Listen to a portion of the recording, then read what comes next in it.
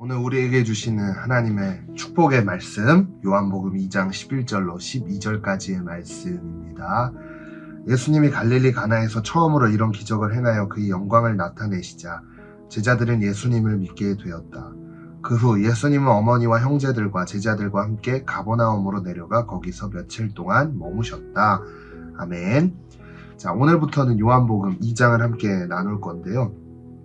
오늘 본문이 원래 1절부터 12절까지 다 읽어야 되는데 시간 관계상 마지막 두 구절만 읽었습니다. 그래서 이 큐티를 시작하기 이전에 잠시 영상을 멈춰놓고 그리고 1절부터 한번 읽어보고 그리고 이 큐티에 들어와 주시기를 부탁드립니다.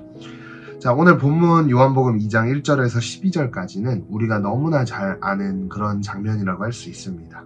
바로 가나의 혼인잔치가 기록된 장이기 때문이죠.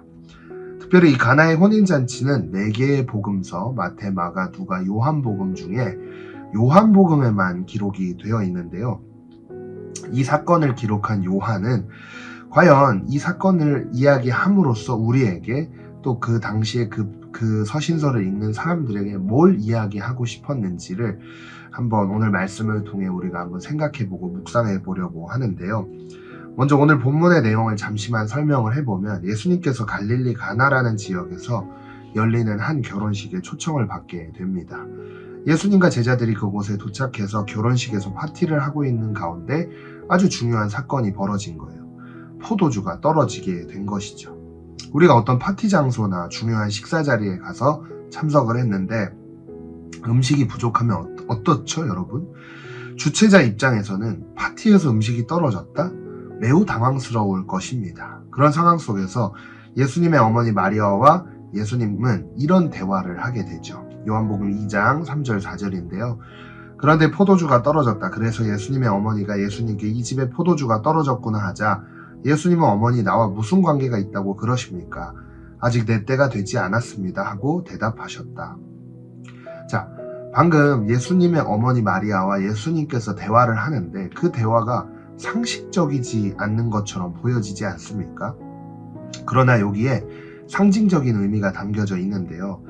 예수님은 사람의 말을 따라 움직이시지 않는 분이고 하나님의 뜻을 따라 온전히 움직이시는 분이다 라는 것을 나타내고자 했던 요한의 의도가 담겨져 있습니다. 그래서 내 때가 되지 않았다 라고 이야기를 하고 있는 것인데요. 그 이야기를 들은 마리아는 5절에서 하인들에게 이렇게 이야기하죠.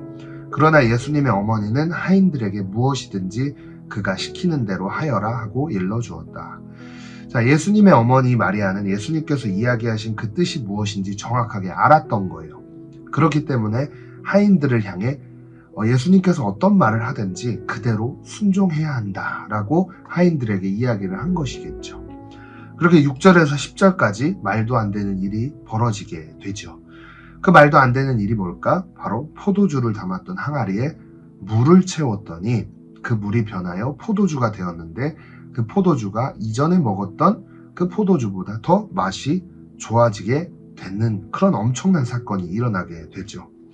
그래서 오늘 본문에서 이 사건을 본 제자들의 반응이 이렇게 기록되어 있습니다. 예수님이 갈릴리 가나에서 처음으로 이런 기적을 행하여 그의 영광을 나타내시자 제자들은 예수님을 믿게 되었다. 그 후 예수님은 어머니와 형제들과 제자들과 함께 가버나움으로 내려가 거기서 며칠 동안 머무셨다. 자, 오늘 우리는 이 11절과 12절 말씀을 집중해서 한번 묵상을 해볼 건데요.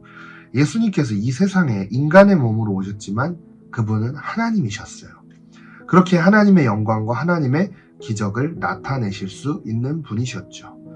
그러나 1장에서 우리가 나누었지만 많은 사람들이 세상을 밝히러 오신 이 예수 그리스도를 보았을 때 깨닫지도 못하고 알지도 못했다라고 이야기했지 않습니까? 하나님의 영광과 기적의 역사를 통해 제자들은 물론 그 자리에서 그 사건을 목격한 많은 사람들은 예수님이 하나님이시고 이 땅에 하나님의 영광을 드러내실 뿐만 아니라 예수 그리스도를 통하여 세상 가운데서 하나님의 나라를 나타내실 분이다 라고 고백하고 경험하게 되었습니다. 오늘 이 본문을 우리가 묵상하면서 예수님이 하나님이심을 믿고 그 예수님을 우리가 만나고 예수님께 내 삶을 맡겨드린다는 것이 얼마나 큰 축복인지 깨달아 알았으면 좋겠습니다. 그래서 2024년 우리 모두가 예수님을 만나고 예수님께 우리의 삶을 맡겨드릴 뿐만 아니라 예수님께서 보여주시는 구원과 축복의 길을 걸어갈 수 있는 우리 모두가 되시기를 간절히 소망합니다.